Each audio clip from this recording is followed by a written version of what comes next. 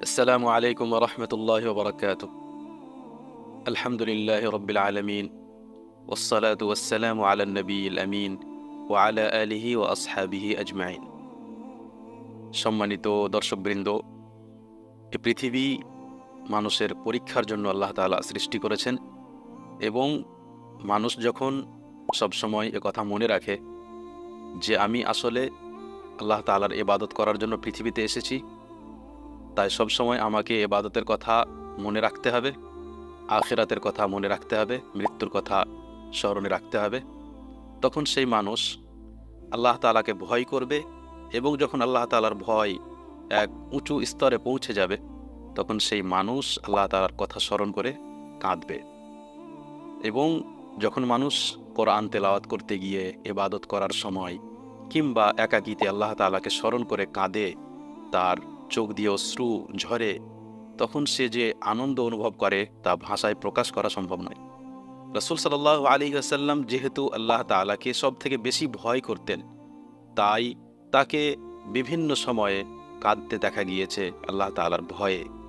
নাসাঈ রাহিমাহুল্লাহ বর্ণনা করেছেন, আব্দুল্লাহ ইবনু শিখীর রাদিয়াল্লাহু আনহু বলেন, আতাইতুন নবিয়্য সাল্লাল্লাহু আলাইহি ওয়াসাল্লাম ওয়া হুয়া ইউসাল্লি।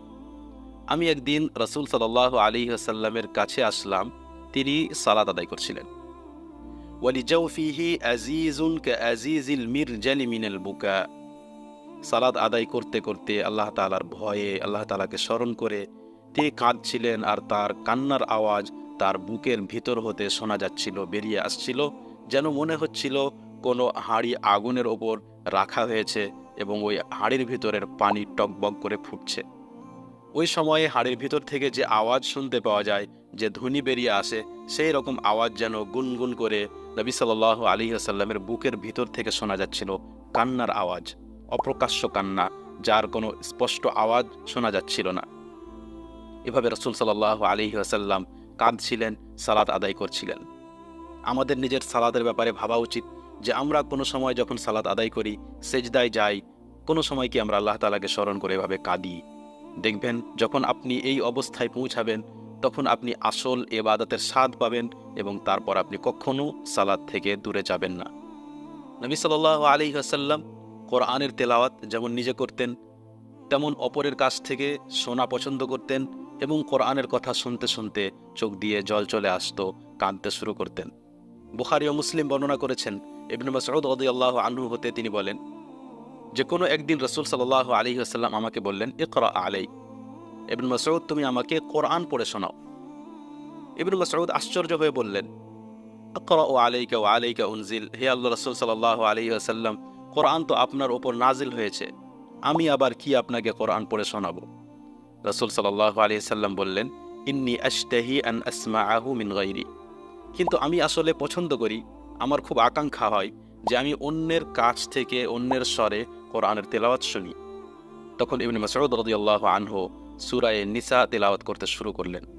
তেলাওয়াত করতে করতে তিনি যখন এই আয়াতের কাছে পৌঁছালেন, ফাকাইফা ইযা জিনা মিন কুল্লি উম্মাতিন বিশাহীদ ওয়া জিনা বিকা আলা হাউলাই শাহীদা, যে আয়াতে আল্লাহ তাআলা বলেন যে যখন প্রত্যেক উম্মতের জন্য একজন সাক্ষী আমি উপস্থিত করব, তখন কেমন হবে অবস্থা, কেমন হবে পরিস্থিতি, এবং হে মুহাম্মদ আমি তোমাকে এই উম্মতের সাক্ষী হিসেবে যখন পেশ করব তখন কেমন পরিস্থিতি হবে। ইবনে মাসউদ রাদিয়াল্লাহু আনহু বলেন, ফারাফা'তু রা'সি আও গামাযানি রাজুলুন বিজামবি ফারাফা'তু রা'সি ফারাআইতু দুমুআহু তাসি।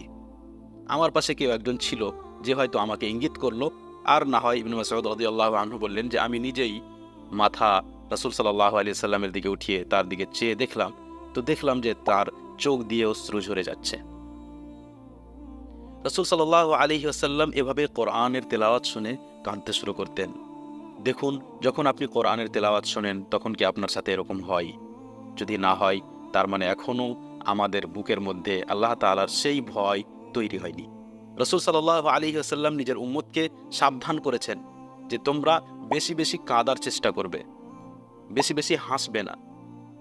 এবং রাসূল সাল্লাল্লাহু আলাইহি ওয়াসাল্লাম আমাদেরকে উৎসাহিত করেছেন যে আমরা যেন বেশি বেশি আখিরাত সম্পর্কে, কবর সম্পর্কে, মৃত্যু সম্পর্কে, আল্লাহ রাব্বুল আলামিনের মাহাত্ম্য সম্পর্কে জ্ঞান অর্জন করি, জানি।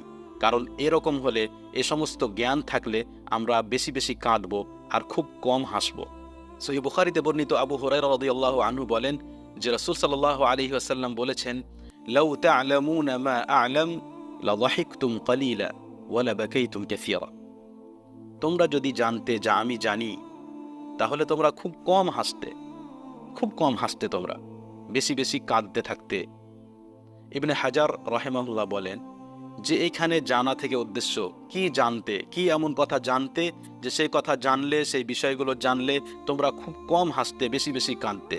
উদ্দেশ্য আল্লাহ রাব্বুল আলামিনের মর্যাদা এবং মাহাত্ম্য সম্পর্কে জানা।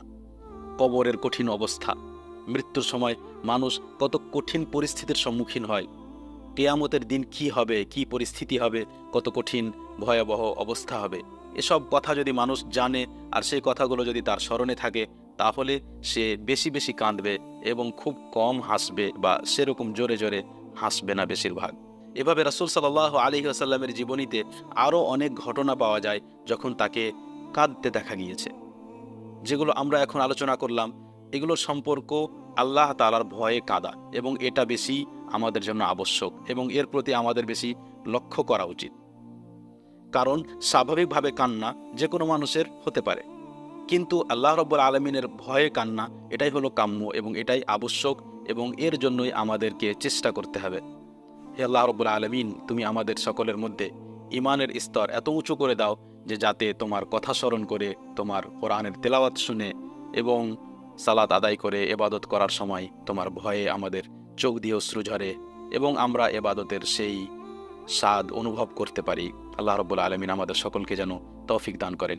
ওয়া সাল্লাল্লাহু ওয়া সাল্লাম ওয়া বারাকা আলা নবিয়িনা মুহাম্মদ ওয়া আলা আলিহি ওয়া আসহাবিহি আজমাইন। আসসালামু আলাইকুম ওয়া রাহমাতুল্লাহি ওয়া বারাকাতুহু।